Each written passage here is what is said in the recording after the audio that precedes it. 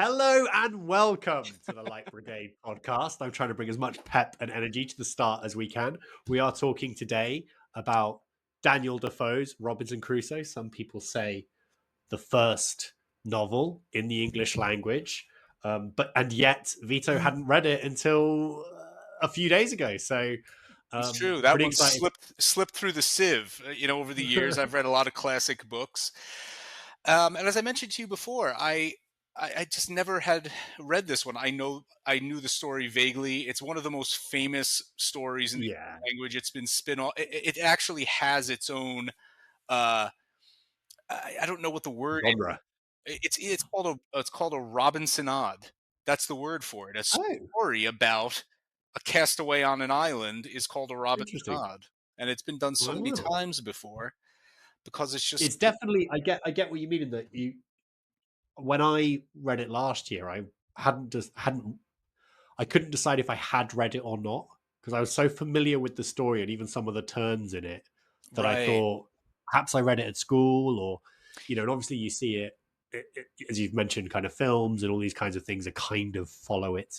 Probably the latest was gosh, what was that Matt Damon one about Mars? He's on Mars. Oh, the Martian. The Martian, yeah, that was Yeah, essentially Robinson Crusoe in space, right? right. Essentially, which makes sense, right? Because that's sort of the next frontier. Although, to be fair, we don't really understand the oceans. Although we can see most of the islands now because of satellites, but it's possible, to be trapped. And we'll bring in Castaway later with the 2000 movie with Tom Hanks. But uh, Well, not to get into it too much yet, 'cause I know we're just going to give a bit of a summary of the plot, but that was one of the things that struck me when reading it, an almost kind of sadness that we know everything now. Like his kind of adventures and like imagine reading this as an 18th century, 17th century oh yeah, English person, this continent with these islands that we don't know what's there, and even at the start when he's sailing the coast of Africa and he describes what I think is a hippo, but yeah, you're like, wow, imagine like reading the description of that for the first time when you've never. I saw a hippo a few weeks ago at the zoo. I see hippos all the time. It's all been found out. We know it all. well, I mean, we could talk about this. I think we have this idea that we know it all, and I'm not sure. Right. I think that's part of the entire thing. Do we know it all, or do we not know it all? In a certain sense, but I mean, you go back to these navigational tales. You have these early stories that I had heard about the Phoenicians, and the Phoenicians were a great seafaring nation Mm. that No, totally. colonized northern Africa and southern Spain in the time of the Roman Republic. A series of famous wars were fought between them, but there were very famous navigators. One in particular named Hanno, who's known as Hanno the Navigator, who in his stories about his trips, he might have been the first person from the Mediterranean to sail out of the Straits of Gibraltar and down the coast of Africa. In his description, he plausibly describes what happens once you pass the equator, about how everything flips, right? Right. How Right. the sun actually appears on the other side. Uh, So people go, well, that actually, how would he know that happens unless he actually mm. sailed to that point? So there's these stories going far back of this. What are we? What can we find once we go out there? The ocean is still. Remember, what's the name of that song you introduced me to? Frank Turner, right? About being a sailor. Sailor's boots. Sailor's boots, right? And what are the Yeah. words to that song? If What's the if I had been born 300 years ago, I'd have been a sailor. Or sailing, I would go. right, right? And the ocean is still out there, but I'm different, Yeah, right? that's it. So he's sort of lamenting that if he, I think particularly because he's a like a proud Wessex boy, right? So he certainly imagines he'd have been an old seafaring sea dog, a Yeah, Brit of those days. And yeah, he talks about the ocean being magnificent and wide. And yeah, at the end he says, "But the ocean is still out there, magnificent and wide. It's got um, endless arms to hold me and space to hide." Open arms to hold me and endless space to hide, and the only things that hold me back are the things I hold inside. the ocean is still Right. out there magazine. So yeah, there's a sense that there are still adventures to be had. He just isn't doing them for Yeah, but whatever why? In reason. other words, I think that comes back to what you just said at the beginning. This feeling that we've found everything out already. There is to find, right? And that may be the point to challenge, right? It's there's an assumption that we know Maybe, everything already. Um, maybe. I think in a I way we get I get know. what you're saying, but I do think equally there's something about living in a time when the edges of the map are slightly unknown. Yeah, that's true. I mean, we say I say this all the time. Often when I'm talking to you, especially if I've had a couple of beers, I'm like speaking to you. You are currently living in a land that is well developed and rich and comfortable. That most of the people who lived where I'm sat now didn't know existed in Yeah, history, and that frequently blows my mind. yeah, yeah. You know, It's and true. yet here we are chatting. Yeah, we're chatting over this. Yeah, we're able to see each other and talk, and we're 3,000 miles apart.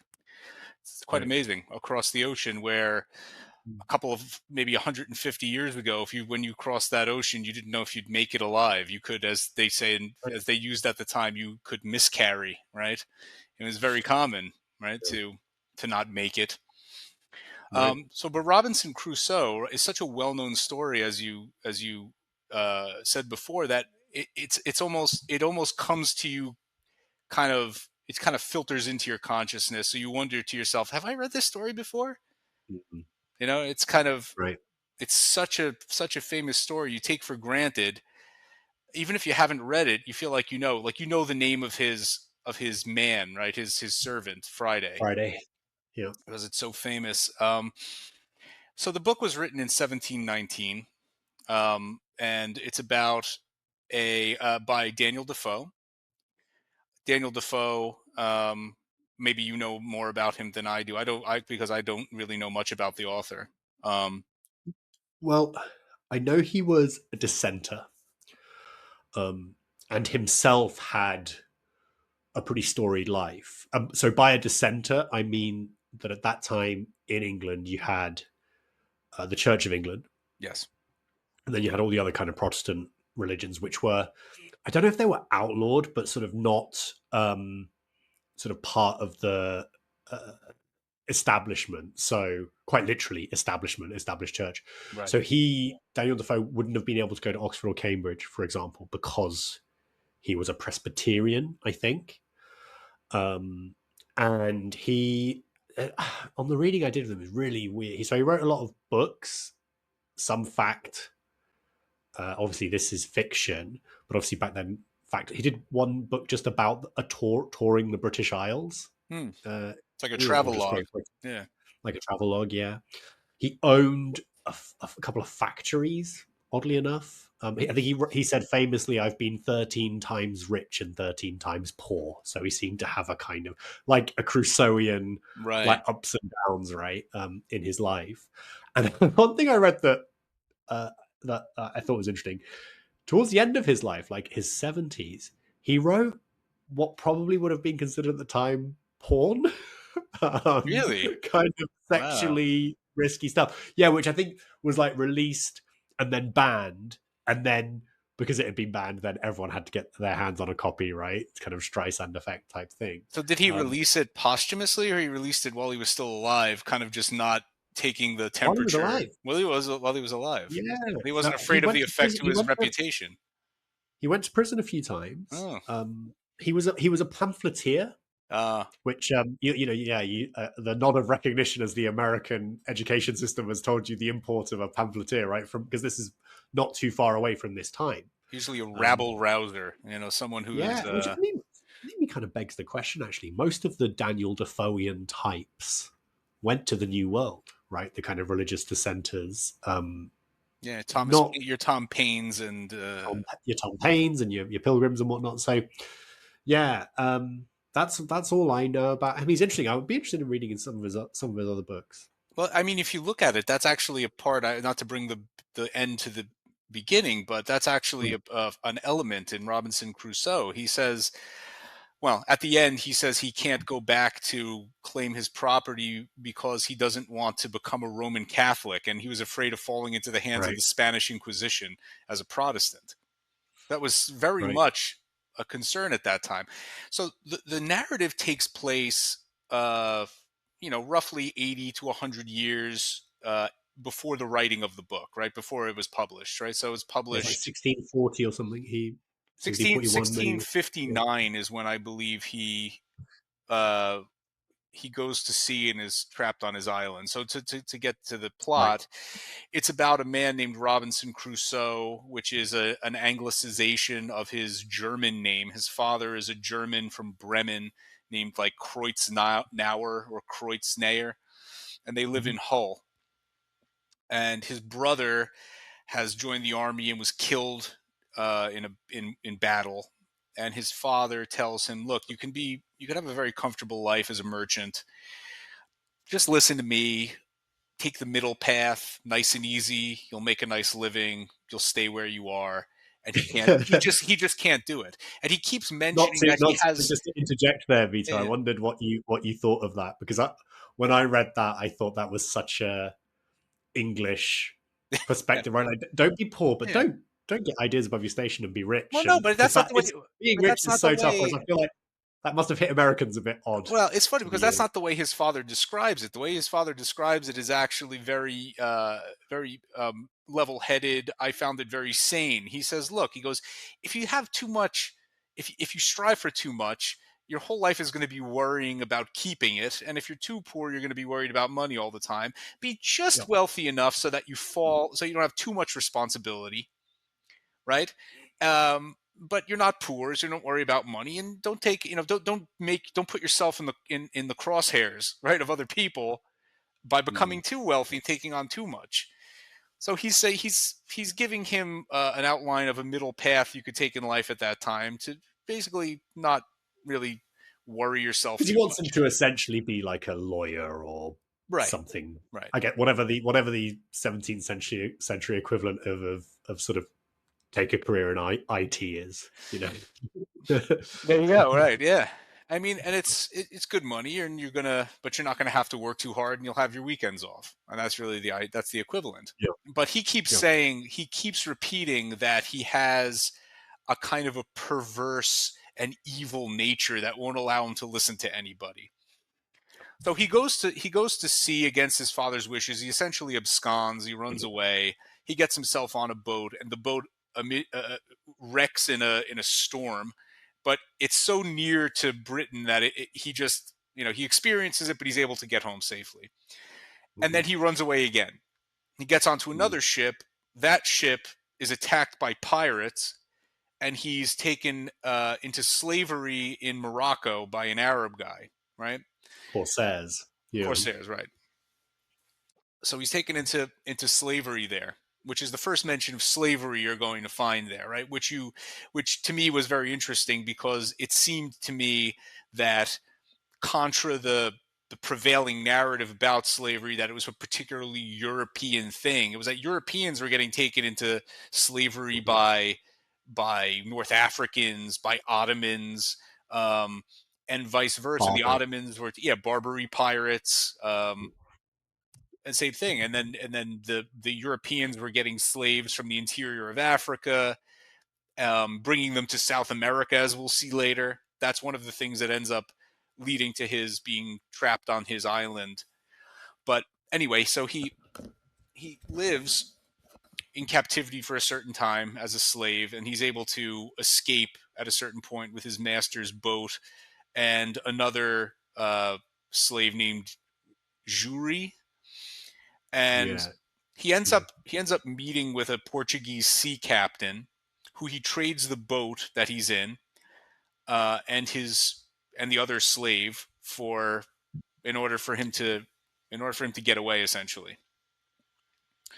So he's brought to Brazil, and in Brazil he's able to, through the kindness of the Portuguese captain, he's able to set up a plantation, and so he owns a plantation. He lives there for some time, Sugar.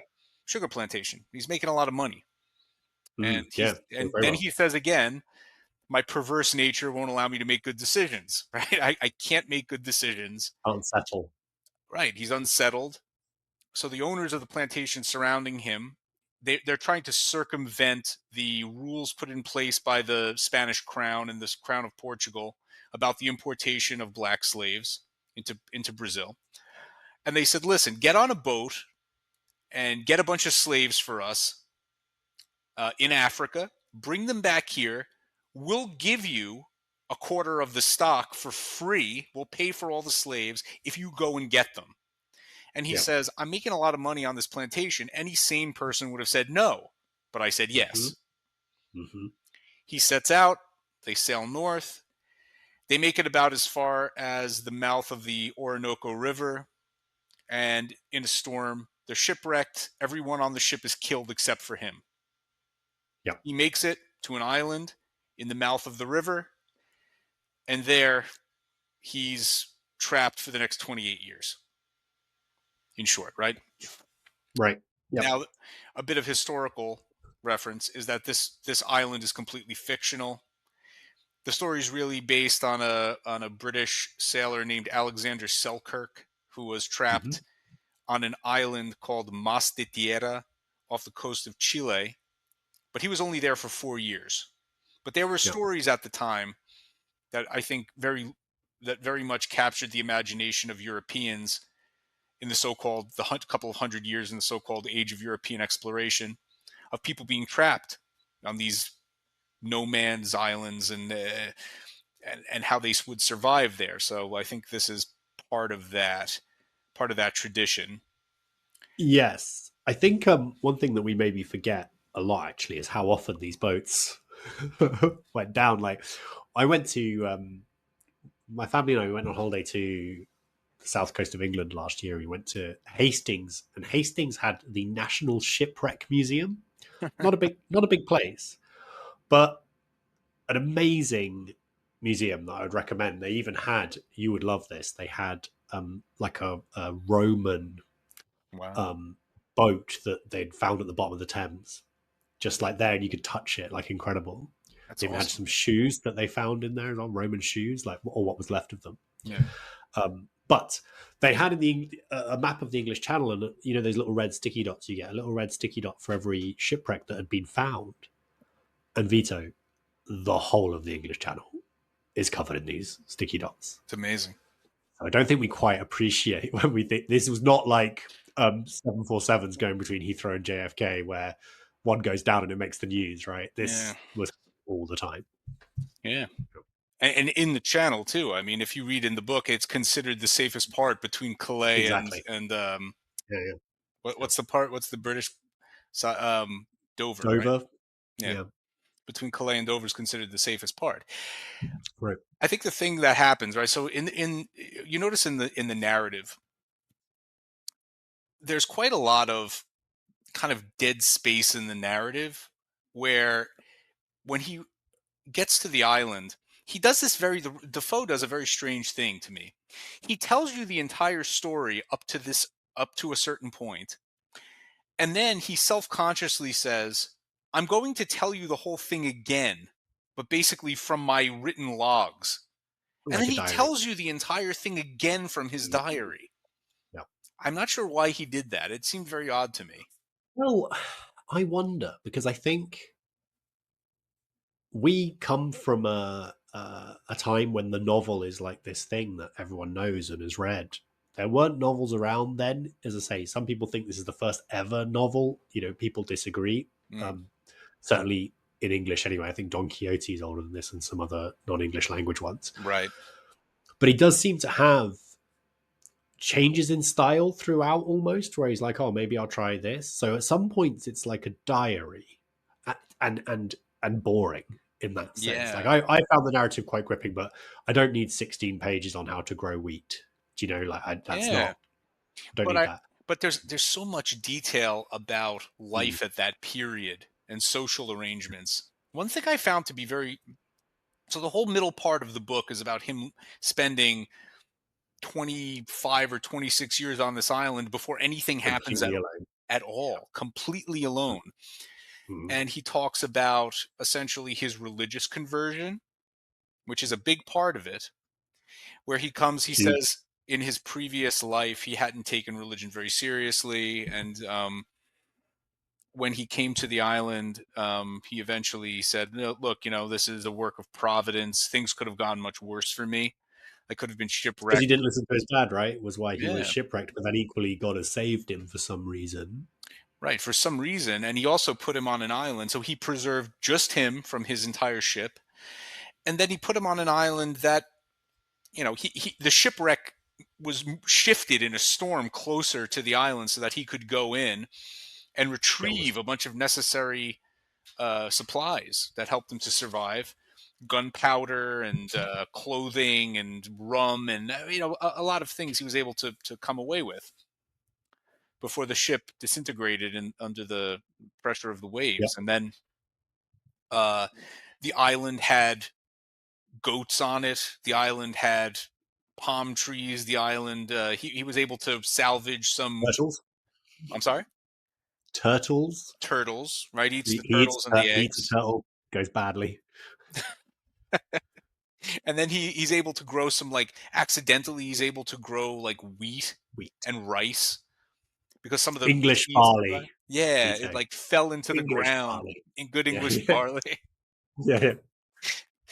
um, Right, so he's able to survive, and after a while, he says, "My life got pretty good." He builds a series of fortifications. He's very paranoid at first. He thinks there may be wild animals on the island, and he's there for a good Or other people. 20. Yeah, he's there for a good 20 years, and he determines that there's no one else there. There are no animals on the island except for the goats. There are no wild predators. Should we say a little word about his yeah, you mentioned his religious conversion, but there's also like an emotional, like he's in despair, isn't he, for the first few years? Yeah. He's quite unhappy, but he does kind of become quite happy and thinks of himself as quite lucky. I don't know if that's like a survival mechanism Well, or he keeps telling himself that. Like, I'm not quite sure right, he's convinced because he does say certain things that he says, like, in other words, God, I'm so thankful that God put me here. He preserved me. Things could have been a lot worse, but yet he mm, continues calling the island a miserable place. He calls it the island of right. despair.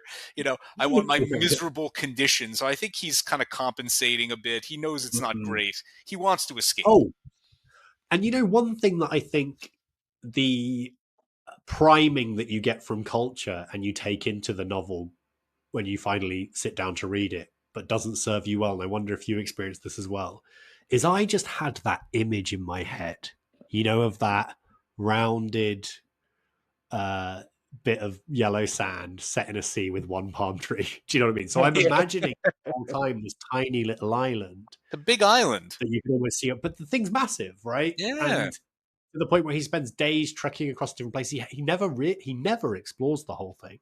No, he loses his way at one point trying to go to the other Mm, side, and he goes into a valley and he can't find his way out. So he has to go back right. out to the shore and then go back around. Yeah. Um, Because so it's a that's large. important, because otherwise it's kind of unbelievable that after 25 years, Right. only then Well, does he realize he's not as alone as he thought. exactly. So he goes. So he realizes from going to the top of the hill that he's not far off of the mainland. Mm. He's maybe 40 nautical miles off of the mainland. He can see the mainland from the top of the island. So he spends all this time fortifying himself. He builds a series of, like, earthworks, ramparts. He plants trees. It basically makes his fortification look natural. So if anybody came, they wouldn't know anyone was there. Then he plants fields of corn. He domesticates goats because he's afraid he'll run out of um, powder for his fowling pieces and muskets. And he's afraid that people will hear. Big, Well, he's afraid he'll be found out, right? So he finds a right. way. He makes fall pits, and he's able to capture and then domesticate some of the goats. Now he has a pen of kids after a while, so he Mm. really does a lot of work to But make his life. the big moment that shocks him is when he sees a footprint in the sand, right? Precisely. So he sees a human Um, footprint. which is quite cinematic. It And it's is. again like something I felt like I knew before I read the book that moment was coming, or that I'd see. Maybe because actually, as you can see on my edition, I think that's the moment. And he's like, yeah, isn't he, like, he's putting his own foot to it to see if it's his footprint? Because he Yeah, he's convinces convincing himself maybe himself it's maybe my. it was my foot, or Yeah. yeah, because he really freaks him out.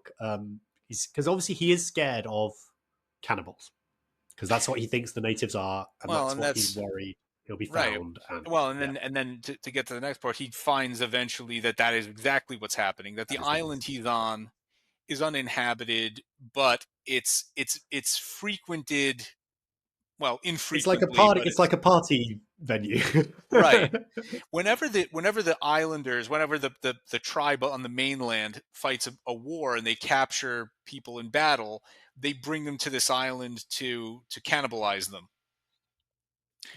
So eventually he sees a bunch of them and he sees what they're doing and he's shocked and he's frightened, and he spends the next year and a half cowering in his earthworks, and he's sort of he's going over all Building up these his different, defenses.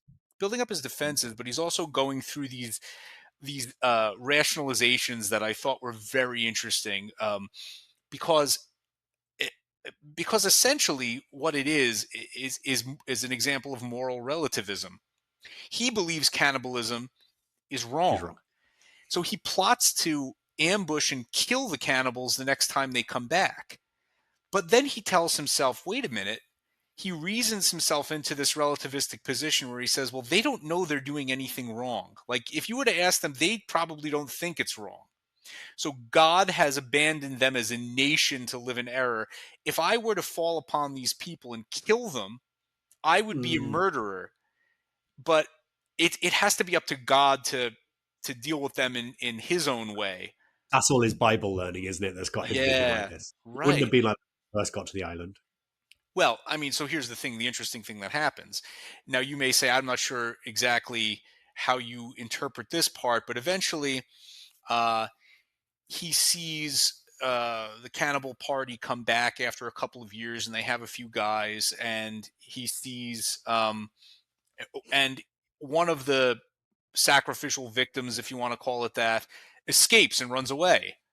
And a few of the cannibals chase him, and he stands up and he kills them both with his musket, and he takes the guy. He hasn't spoken to another human being in 24 years or something like that.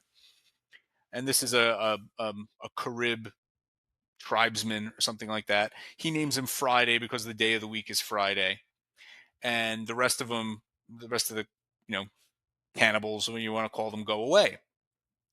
So he teaches Friday to speak English, so he can, well enough that they can communicate, and he proselytizes him, makes him into a Christian, tells him, you can't eat human flesh anymore, which Has to keep confuses telling him him, no, because, we're not going to eat those people we just yeah, and vanquished. he doesn't, the kid Yeah, doesn't understand.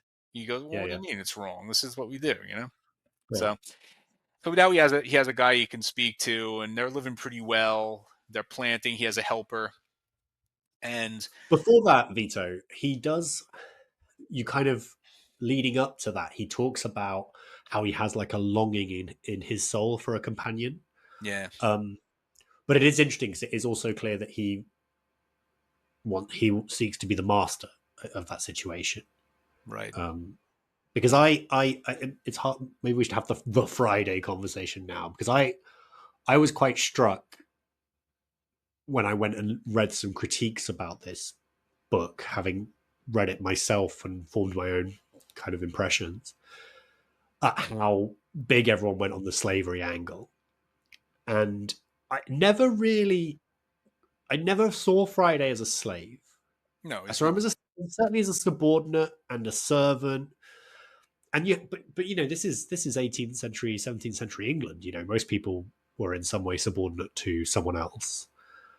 Um, yeah, I was wondering what you thought of that. Did slavery immediately jump into your mind? No, no. I don't think he sees him as a slave either. Although in the narrative, Robinson continually refers to him as a poor savage, an unenlightened Uh-huh. savage. But then he says all the time that there's no one more open, honest, and loving than Friday. Friday pledges himself to him completely as the master. He never has to distrust him. Mhm. He just completely, he says, look, he goes, you saved my life. I'll do anything for you. And he really means it. And he takes him everywhere with him, and he never breaks his trust. So he It felt a says, lot like maybe more of a traditional like life debt situation, like he a saved his life debt life. situation, and he comes to say, and later you notice, I think you see a kind of a distinction he makes between how he trusts Friday implicitly after a while, um, and how later, when you see what happens, he go, I don't know if I should trust when he finds Europeans. He doesn't know if he could trust them, right? Because They you're are Spaniards, Vito. So not you only know. the Spaniards, not only the Spaniards. Okay, so to skip ahead to that part, right? So he lives with Okay. Friday for many years, maybe 3, 4 years. Uh-huh.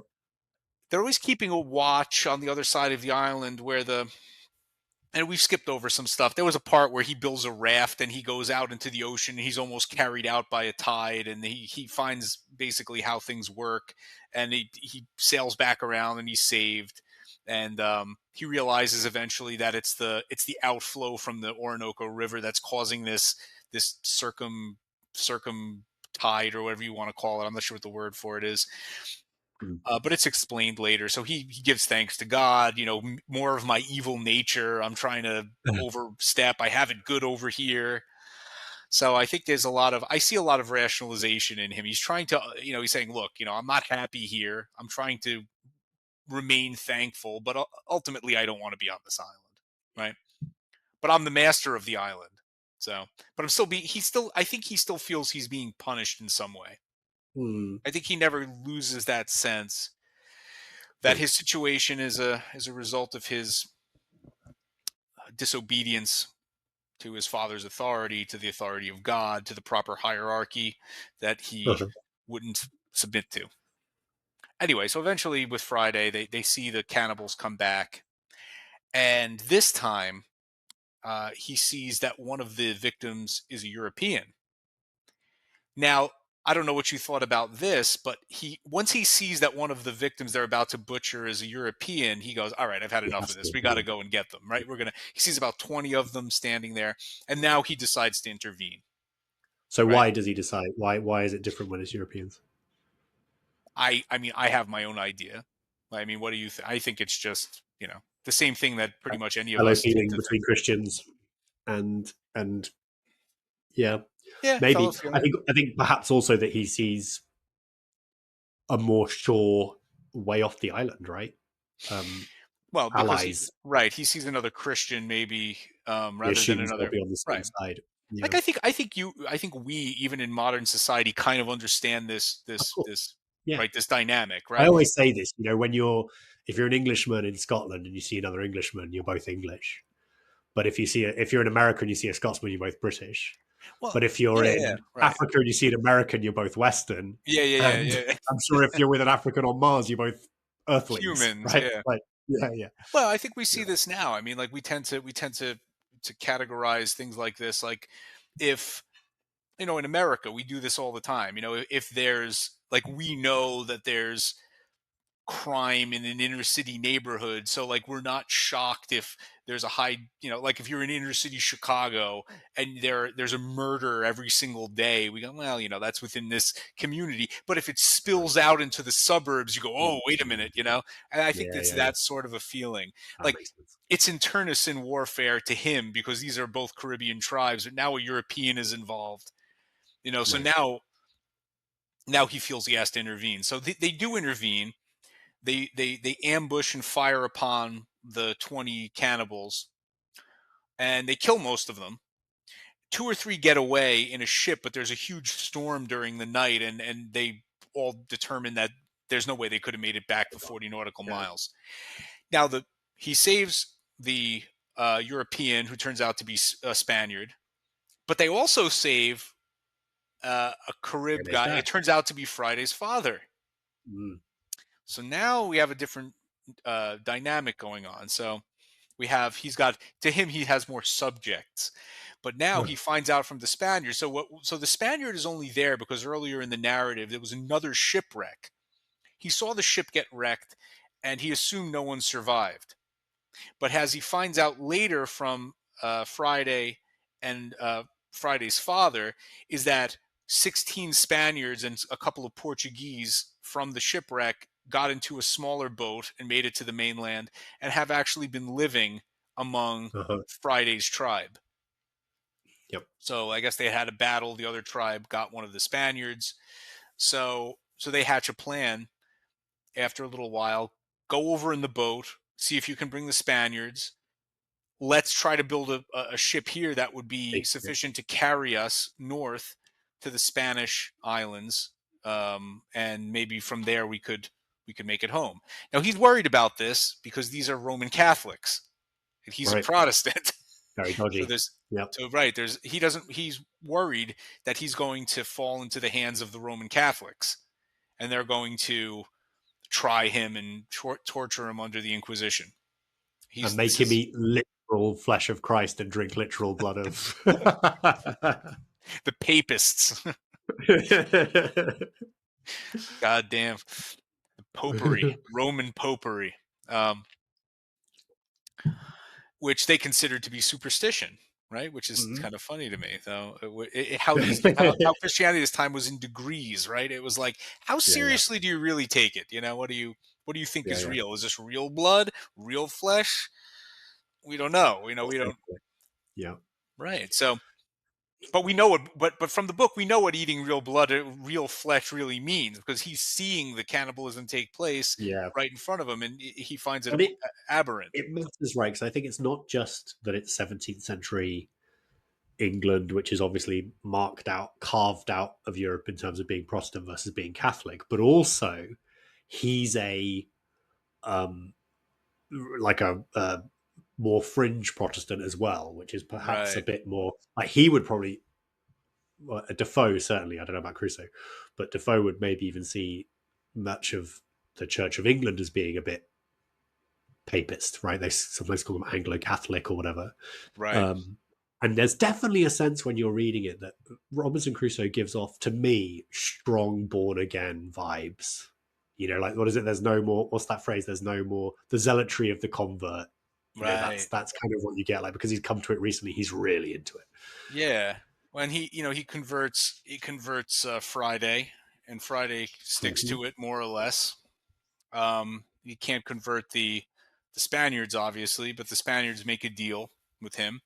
Pretty much everyone. What I notice is that everyone that he deals with is pretty much an honest person, right? You find this very like strangely is that everybody they like everyone if he saves their life they're so thankful they oh I you own me now. It's a very Mm. it's a very strange Yeah, yeah, mindset that's kind of alien yeah. to No, us. Like there's no betrayal, is there? There's no there's no backtracking. betrayal. Like the No. Portuguese captain that brings him to Brazil is comes back later in the book and he's still as honest. He's his friend his entire life. And that sets up the next stage, right? Which is when you might expect there to be, because the next ship that rocks up, The next ship that rocks up is an English ship, and he recognizes it. He spots it right away as an English ship. if it's got a shoulder of mutton sail, or which Right. probably means something to people who know these things. Right, but he recognizes the shoulder of mutton sail as being characteristic of a British ship.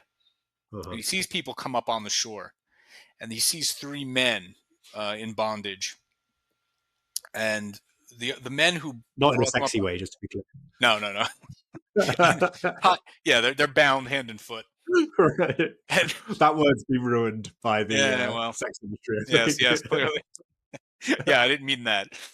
Um, That yeah, this isn't. was his later books. Who was the guy the British member of Parliament who was famous for writing for his diaries? What was his Gosh, name? Uh, Hold on. I, was it was it sex stuff? Vito, was it gross uh, sex? it's, Not it's Jeffrey Archer. see. I'm trying to think. His name was like his diarist. Oh yeah, Peps or Peeps. Oh, Samuel Pepys. Pepys, Samuel Pepys. Yeah, Yeah, yeah, yeah. he was he a parliamentarian? I thought he was a he worked for the Admiralty or something, didn't Let me see. he? Naval people. He just kept a diary for a long time, but he's known for talking about his sex life as well, Oh, wasn't he? was he? Oh, right. That Yeah, must have been because we all do Samuel Pepys at school, really, but they probably left those parts out for us. bowdlerized, right? Right. Yeah, So, indeed. Yeah. the point the point is they approach the bound men while the people who brought them there have are taking a rest, and he speaks to them and he says he says, "Look," he goes, "I'm an Englishman as well as you." And the guy that the man he speaks to explains that he's the captain of the ship and that there's a mutiny going on, and he's about to be, Deserted. marooned or Yeah. Shanghai, or not Shanghai, but rather marooned on the island. So he says, so Crusoe says to himself, if I can save this guy's life and deliver him, Get the shit. I'll get on the ship, and now we can go back to England. Oh my God, this is Yeah. what a chance.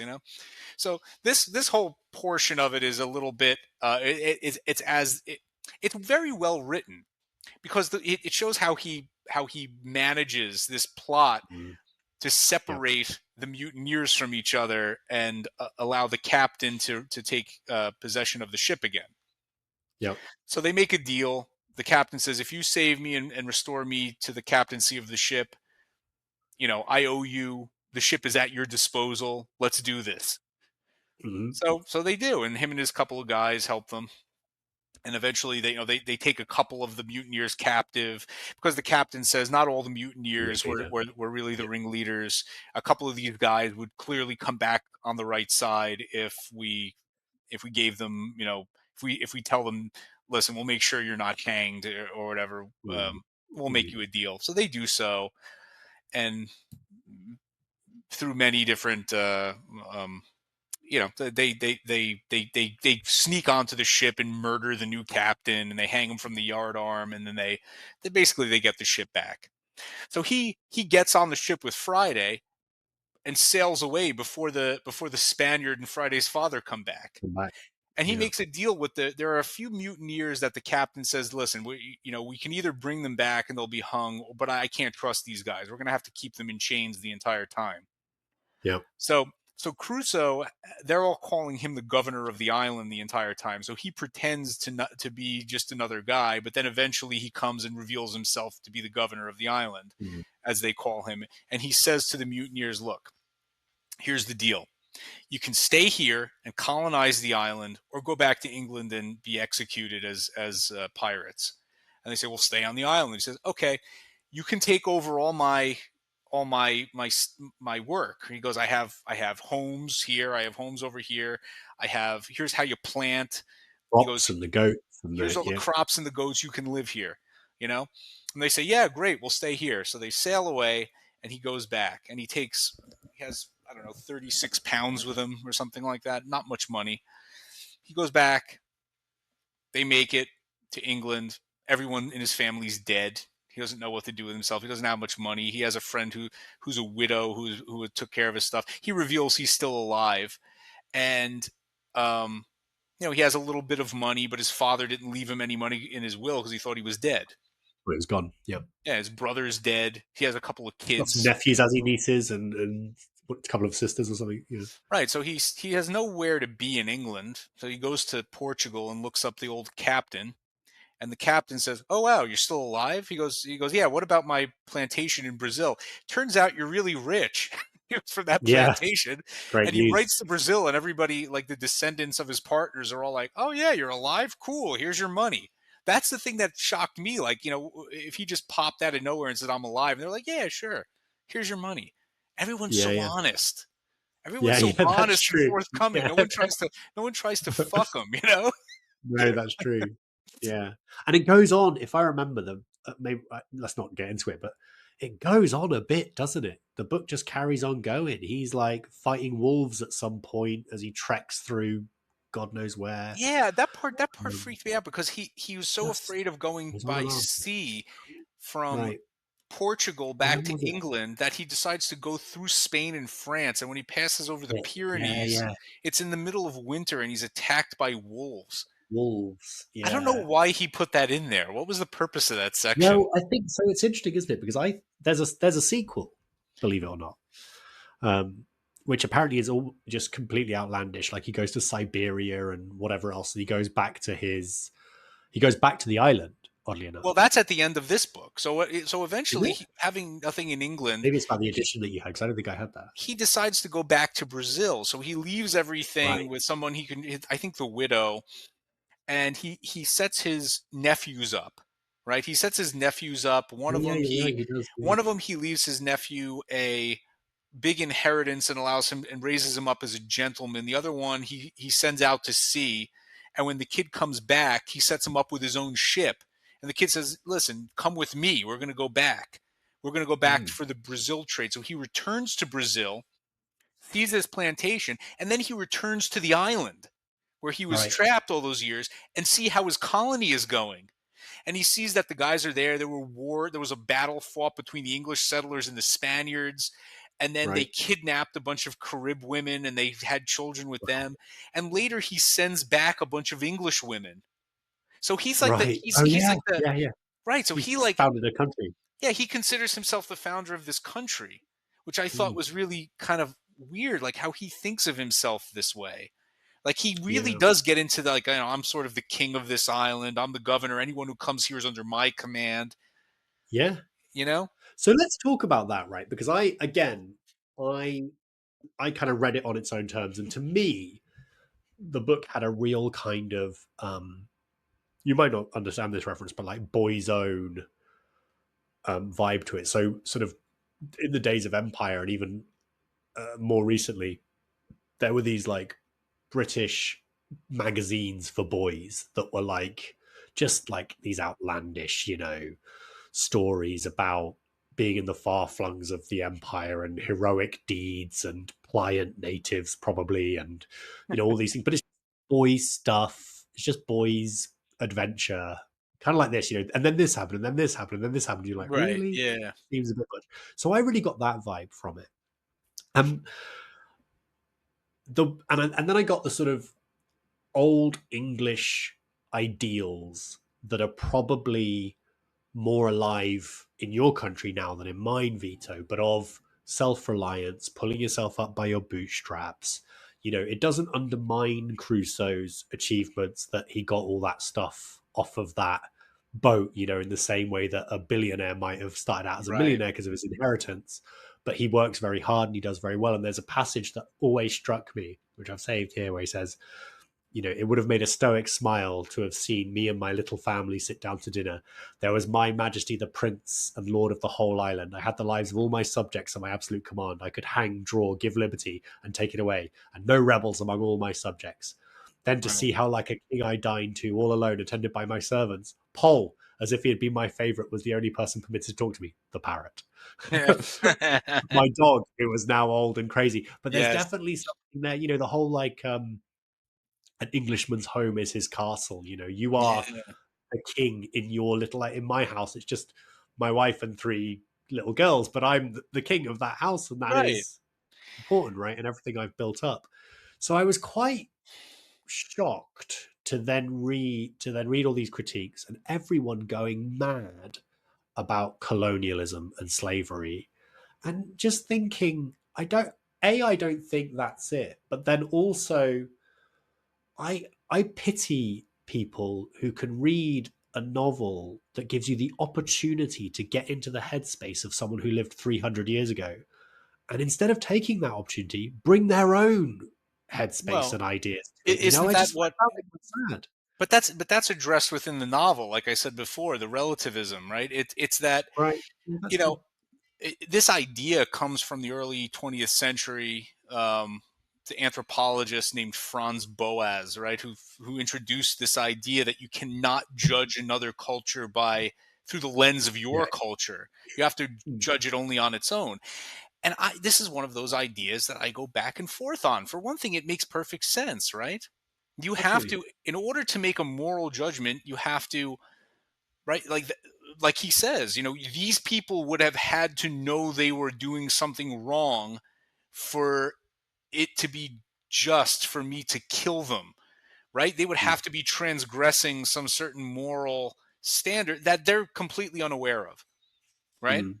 So, and it does go back and forth like that. So, in the issue of what you're doing is people who are looking backwards and applying the moral standards of today. They are doing really the same thing, but they're only doing it Mm. not between well, really, but just between times, right? Yeah, There is but I there's think yeah, I think the frustrating thing about that is, they would have I think these are the same people that would sign up to that, were they reading a 300-year-old book from, I don't know, the Ashanti or Well, the Aztecs, right? But sure, because sure. it's it's that I just do. The thing I think is wonderful about reading old books, right, is that you are peeking into the mind of people who are long gone, and it's fascinating. And to just almost refuse to do that, I find quite shocking. I think the thing that I found shocking was that Crusoe is aware of this dynamic too. Like he Yeah, reasons himself into it. He says, like, I couldn't get past that. I was like, he says, while I find cannibalism to be abhorrent, they think it's perfectly natural. yeah, If I were to fall on them and kill them, it would make me a murderer. He calls it blood mm, guiltiness, which I think is a great yes, old like yeah, Anglo-Saxon type of phrase, blood guilt, that's true. blood guiltiness. But did And you think? Because I think when I was reading it, it's none of it struck me as odd that he would be naturally in charge, right? no, He'd built up this incredible store of food and these defenses and whatnot, and so when he finds Friday's dad, the Spaniard, it all kind of it didn't jar with me that he had become the leader of these people. sure, of course, he I had kind every of assumed, yeah, I kind of thought that was natural and because okay, he but maybe because it's he because was because Crusoe he thought it was it's okay. completely justified. The way the narrative he's mastered the environment right through his Right. own right. It He's is his alone. island. It's his Yeah. island. He's mastered it. Yeah. He's domesticated it. He's conquered it in a certain way. So when others come Yeah. there, it's natural that he's the sort of the king of that island, right? It's It's his very. I mean, we could get into all kinds of notwithstanding obviously the people that were there before, but there is that. That was one of the old sort of justifications of colonialism, right? Like, well, we cult the people who would colonize, say, Australia, right, would say, well, we cultivated this land. The yeah. natives had kind of left it. We made it what it Well, is. well, think about it. There's anything you've. I mean, there's got to be some justification for anything. We used to use conquest, right? It used to be Right? Yeah, the just right plain of and simple. conquest. If you Yeah, won a fight me, try. war, that was it. Yeah, You yeah, lost. you won. Ve Yeah, victis. That's just woe to the right. conquered, right? That was the old way. Everyone accepted that up until probably 200 years ago. There was you lost. That's it. Too bad. That's the way things work. Yeah, Um, true, true. Now we have a different thing where you can continually lose wars and you just get another try, right? That's Yeah, it's like that's it. Yeah, it keep didn't work appealing that to way a before. moral There were right. real stakes involved. But here's something else that kind of struck me. We brought up at the beginning Castaway, which was a movie with Tom Mm. Hanks from 2000, the year 2000, which would be, God, was it that long ago? yeah, you could call a Bloody hell. Robinson That's true. odd. True. It's Wow. the story of a man, an American guy from Memphis, Tennessee, who works for FedEx. He's an analyst. He's a fixer kind of. He flies all over the world at short notice and shores up flagging operations. So in the beginning, you see him in Moscow, and he's yelling at a bunch of Russians and telling them you got to get these boxes out on time, and so on.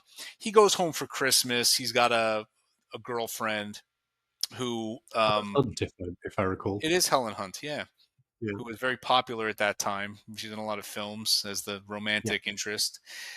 Um, anyway, so they have a strange relationship. He usually can't reach her when he's calling from abroad. Right. Yeah. She's finishing up her dissertation, and he's clearly like supporting her in some way. Mm. And then on Christmas, they're at dinner. He gets called away.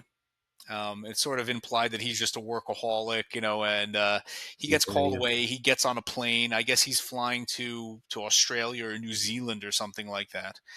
And he gets on the FedEx plane, and they're flying over the Pacific Ocean, and there's a huge storm, and the plane crashes into the ocean. Um, and everyone on the plane is killed except for him. The plane sinks, and he's got a raft that pops up and pulls him up out of the plane, and he's in the storm, and eventually he wakes up and he's on the shores of a deserted island. With similar to Crusoe's ship. FedEx packages Start arriving drifting on up the. onto They always the wondered if shore. FedEx had paid for that movie because that's a lot of product placement. But then equally, they probably don't want people thinking their planes go down. And their packages, right? So Yeah, yeah, I mean, it's sort of it's striking how in the modern context how almost implausible that is that I mean, he there's a portion when he's on the island, he does like a mathematical, like he figures out what the search area is because they were 200 miles off course or something like that, and then they crashed, and then he said there's like a 500,000 mile search radius. There's just no way they're going to find me, right? yeah. And so Considers killing himself at one point. I remember right, and even there's a practices. I think there's another portion of it that's often missed when they're watching the movie is that it seems clear to me that Helen Hunt is cheating on him because Oh, yeah, he gives her before he gets on this plane, he gives her an engagement ring in a box and she says something like yeah, I'm scared, I'm scared. And he can never reach her right. when she's at home. And then you find out later, well, we'll go into When he that comes later. back Right. after He does come back, her, as we know, right? So he's on the island for 4 years. is it Um, only four? it's only Well, 4 years, Crusoe put him to shame there. 28 years, right? Yeah. Yeah, Um, but he finds one of the pilots' body and he buries him. And he kind of learns how to. He tries to catch fish and he's drinking coconut water and he tries to start a fire. And this is the famous scene. He cuts his hand while he's trying to, use a trying to start a friction fire, and he puts his bloody handprint on this volleyball, and that leaves him. He draws a face in it, and he calls the volleyball Wilson. He starts talking to it, right? yeah, which is And the the best. entire time he's there, he keeps looking at this pocket watch that his girlfriend gave him, which was a family heirloom of hers. It was her grandfather's or something like that, with a picture of her in it. And he keeps looking at it, and he goes on and on. He has a dental problem. He ends up finding some ice skates in one of the boxes. He I knocks his remember that tooth scene. out with it. Yeah. And then it just skips ahead. Now it's 4 years later. He's much thinner. His hair's all overgrown. He has a huge beard, and now he's just spearing fish. Yeah, yeah. Very simply by He's throwing an it, expert throwing this. now. He's an Yeah. expert now. And eventually, half of a half of a porta potty blows up onto the island, and he decides he's going to build a raft and escape. And it's just so far fetched, but he decides what he's going to do it to escape to the ocean. Um, and eventually he does it, and he's trapped in this storm, and he's lost his sail. He has no shelter. He has nothing to eat. He eventually loses the volleyball, and he throws his oars into the water, and I guess he just resigns himself to death. And he's sailing, and Um, he's just just to interject there, when he loses the volleyball, when he loses Wilson, yeah, it is, I think, a real testament to the film that should be ridiculous moment is quite emotional. That he's like yeah. shouting out Wilson, Wilson as Wilson drifts away, and He you says, really "I'm do feel like he's like sorry, I'm he's losing sorry." a friend. Yeah, Yeah. exactly. And I think this part of the movie is my favorite because he's floating, just laying on the and a container ship sails by him in the middle of the ocean, and they rescue him. Yep. So now, a couple of weeks later, he's sitting on a FedEx private jet, and he's just like dazed. He's looking at a glass, and there's ice in the glass. And that to me is the amazing part. It's almost like Yeah, he's been to Mars and come back. It was just yeah, so in yeah. his mind. It just there was no way he was going to come back, and he actually verbalizes it later in the film. It's And a good you point as see, well that the ice is such a marvel that yeah, we see every day, and he's like, "I've got ice here. It hasn't had ice in 4 years." yeah. And he writes when he goes on the island. He writes a message. He says his name is Chuck Noland, and he says Chuck Noland was here 1,500 days, escaped to sea, something like that. And he was picked up, and it's just, I guess the shock of like it's that he says all my reason told me I would never be back here again, that I would never see any of this again, and now I'm just here. I'm just talking to you. It's Uh-huh. almost like he passed through death and came out the other side, and he's just it's just he's never going to be the same again. And And am his I right in saying he ends by redelivering all the packages that? Yeah, you see at the beginning a FedEx driver going to this ranch in the middle of Texas, out in the middle of nowhere, and delivering a package to a woman. And it has these angel's wings with a halo around it, and it's a symbol that he sees on the package that he preserves one package that he doesn't Right, open, one sort of like a package. future goal for himself. I Yeah, have yeah, to keep living to deliver this package. yeah. And he also looks to the image of his girlfriend Kelly. So when he comes back, obviously Kelly, I think Kelly had been two timing him with the guy she I eventually might married, say but that. she's moved Yeah, yeah, on and she's married and has a couple of kids now. She thought he was dead. She hears he's still alive and passes out from the shock. And now he comes back and he's almost like Crusoe. He doesn't have anything. What am I here for? He's just this thing. I'm yeah. alive now. I don't know what Which to is do. great, but He's alive, yeah, but he doesn't know what to do with his life. He goes back and sees Kelly, and she says, You were the love of my life." And he's about to drive off with her, and she says, "Wait." And he says, "I know, you've got to go home. You have yeah, responsibility. You have kids. Things have moved on now." And now he's yeah. got to go. And he's talking to his friend, and he says, "I tried to kill myself on the island, but I couldn't even do that. The tree snapped. Luckily, I tested the rope. I would have Uh, fallen onto the rocks and bled to death. But I just felt I had to keep going one day after the other after the other."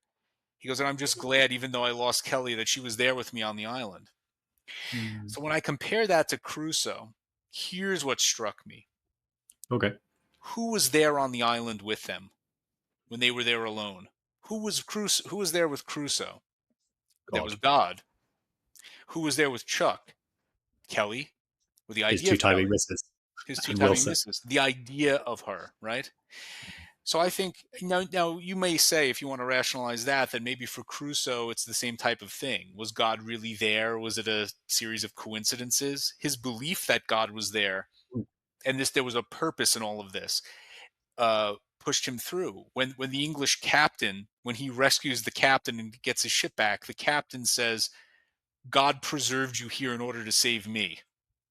Uh, So people, that's the way they were thinking. Chuck doesn't have access to that type of thought. no, that's such a good idea. Yeah, And I think it's just there's just this sense that permeates Castaway of this postmodern randomness. Because what you yeah, see at the end, as you say, he takes the package and he drives out to Texas, and he drives to this farm that you saw at the beginning, and he leaves the package at the door, and he writes on a note, "This package saved my life."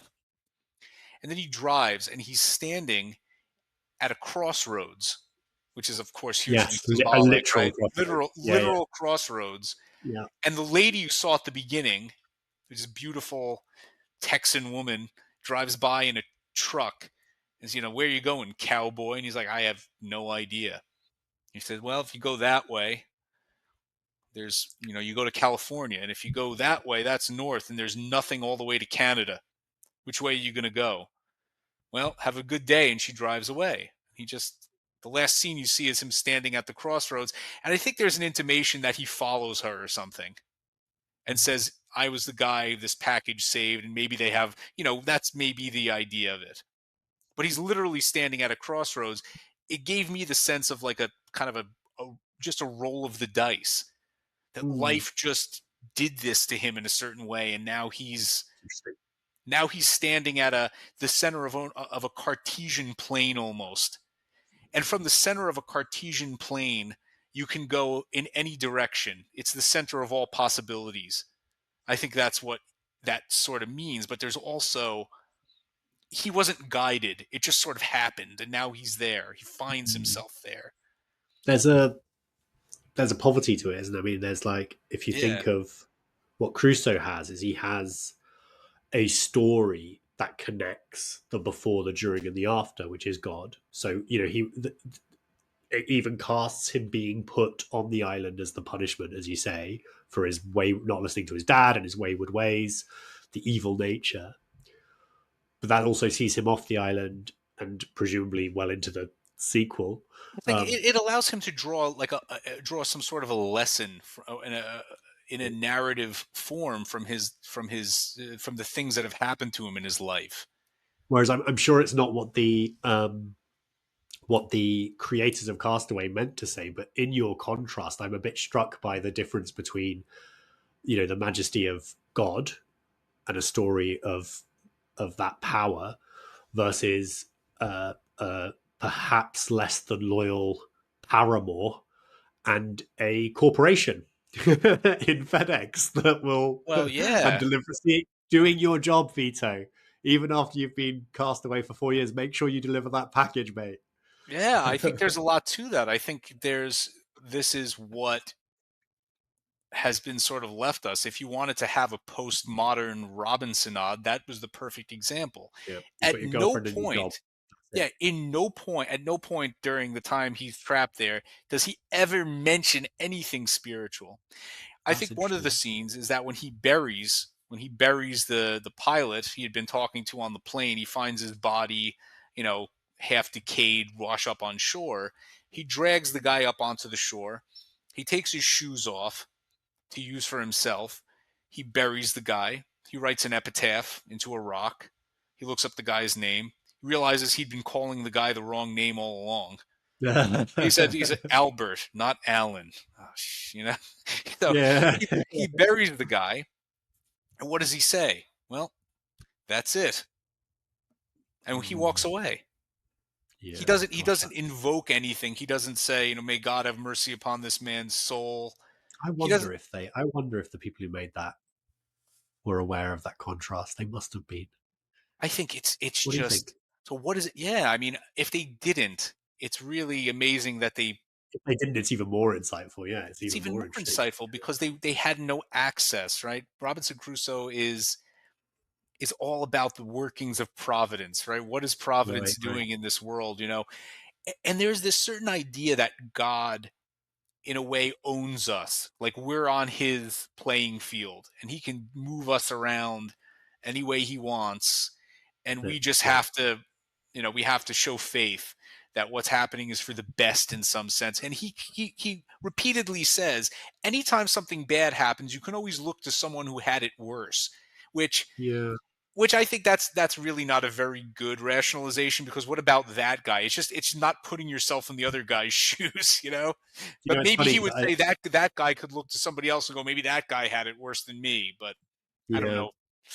I thought we might not have it for this podcast but I think in almost every other one we've talked about meaning, and our very first one was about meaning and man's search for meaning, right? Viktor Frankl, and what Yeah, is Crusoe if not finding his meaning in, maybe that's what's really behind the religious awakening, that he had to find a reason to keep going, and he right, found God.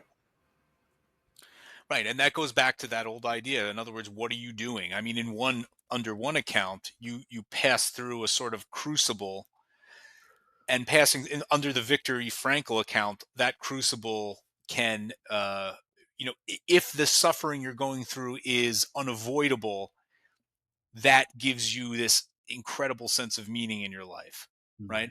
And that was, if you remember from our previous podcast, that's opposed to the Albert Camus model, which is that Right, you're essentially Sisyphus rolling the rock up the hill, and the that's it. only thing you're going to get is the Love journey the up to rock. the top. Learn to love the rock, baby, because you're not getting anything else. Yeah. Um, a- Um, Sorry, Vito. no, go ahead. Well, I was going to say, before we wrap up, I had a couple of questions that I wanted to put to you. One is, do you think part of the fascination with these stories, because I know you call it a Robinson nod, is it? Is that what it's called? Yeah, Yeah.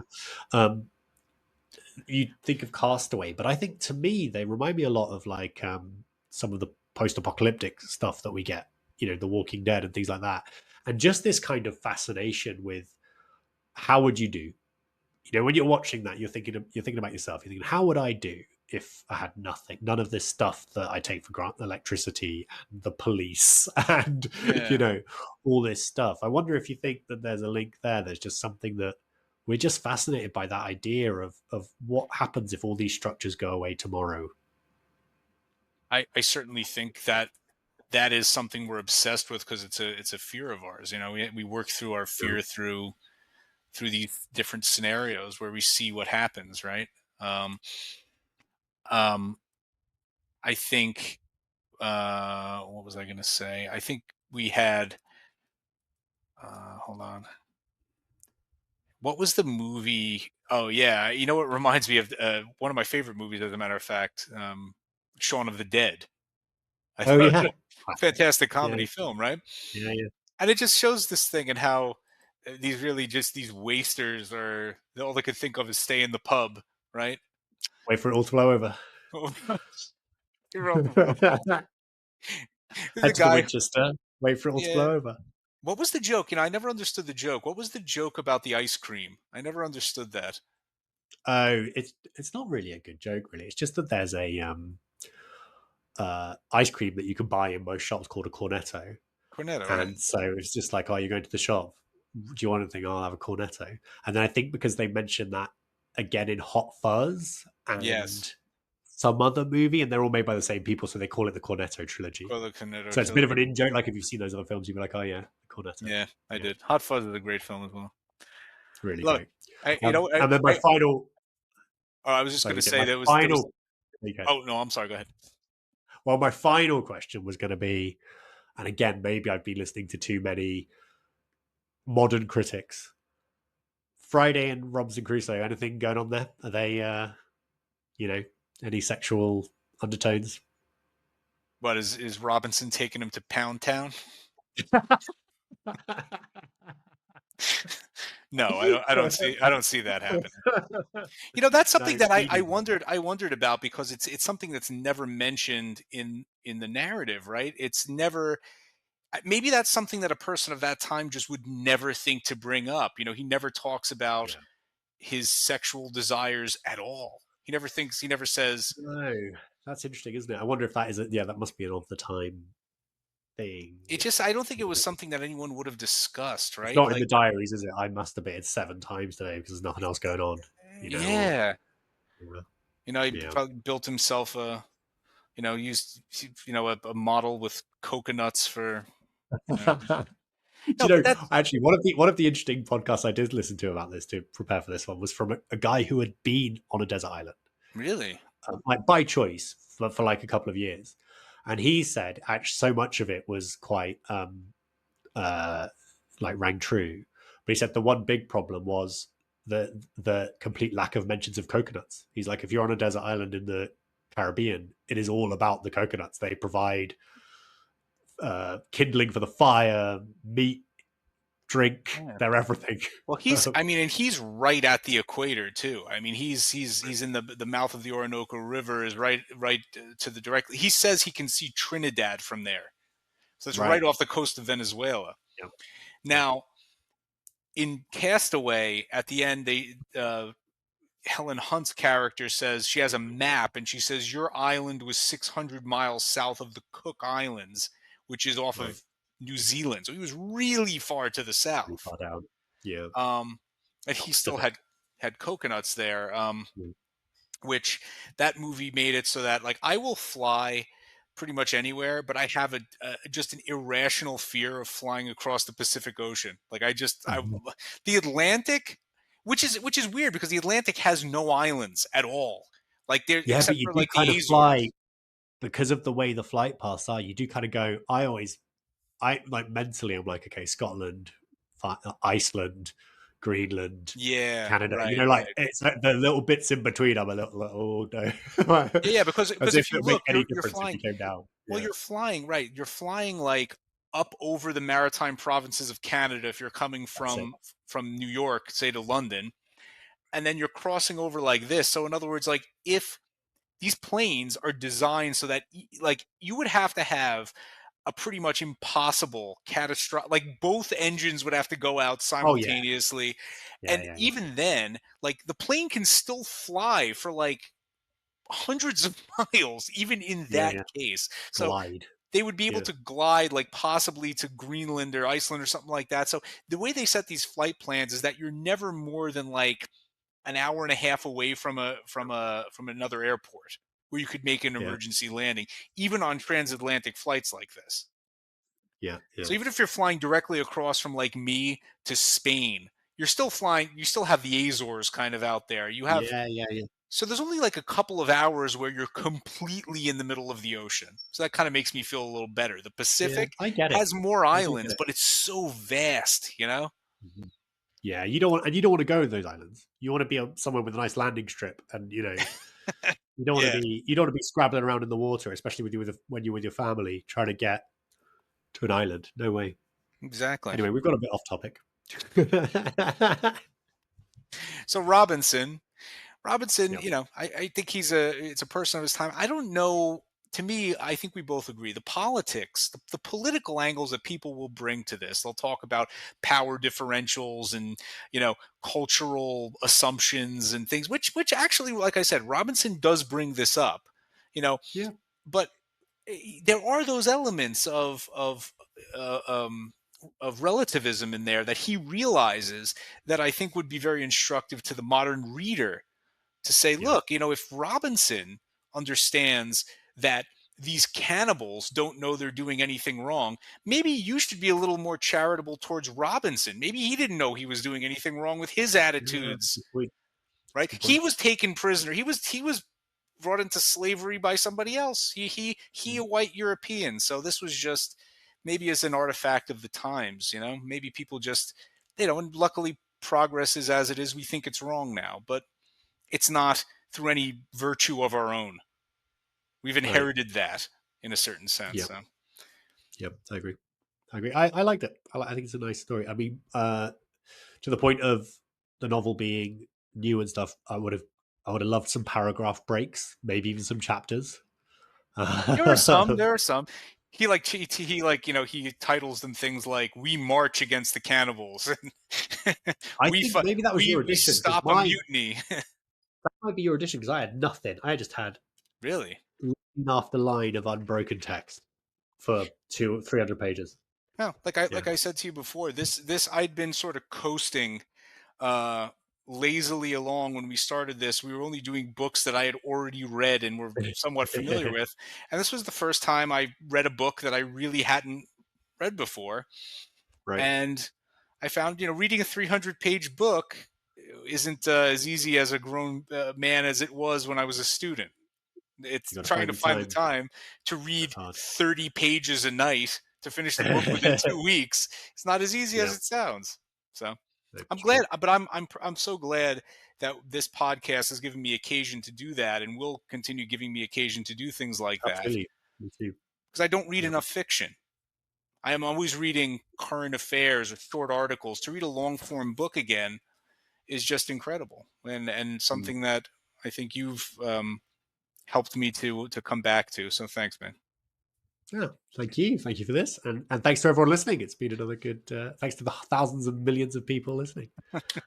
On both sides of the Atlantic, uh, our transatlantic audience, thank you so much. If any of you are listening, thank you, Lucas. And we'll see you the next time. Next month, we'll be back with a new discussion of a new canonical book that we've decided arbitrarily on. Thanks. Yep.